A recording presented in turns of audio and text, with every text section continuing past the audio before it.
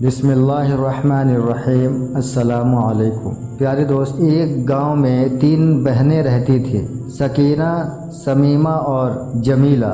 تینوں ایک ہی گھر میں پلی بڑھی تھیں، لیکن ان کے سوبھاؤ میں بڑا فرق تھا۔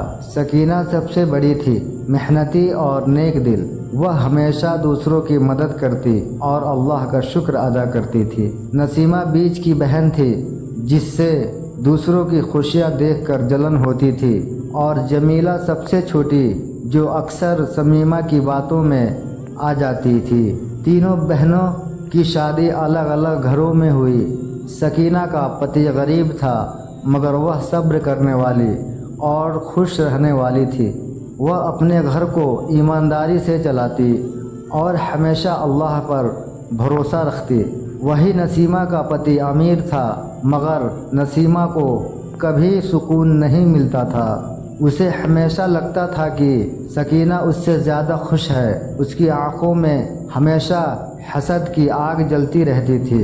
ایک دن نسیمہ نے اپنی چھوٹی بہن جمیلہ کو کہا، دیکھو سکینہ کے پاس تو کچھ بھی نہیں ہے، پھر بھی لوگ اسے نیک اور خوش کہتے ہیں۔ مجھے سمجھ نہیں آتا ایسا کیوں؟ جمیلہ بولی، شاید وہ ہمیشہ اللہ کا شکر ادا کرتی ہے، اسی لیے اللہ اسے سکون دیتا ہے۔ لیکن نسیمہ کو یہ بات پسند نہیں آئی۔ اس نے دل میں ٹھان لیا کہ وہ سکینہ کو نیچا دکھائے گی۔ ایک دن نسیمہ نے گاؤں کی عورتوں میں سکینہ کے بارے میں جھوٹی باتیں پھیلانا شروع کر دی، مگر اللہ کو سب معلوم تھا۔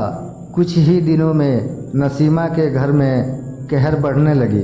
اس کے پتی کا ویپار ڈوب گیا اور گھر میں جھگڑے شروع ہو گئے۔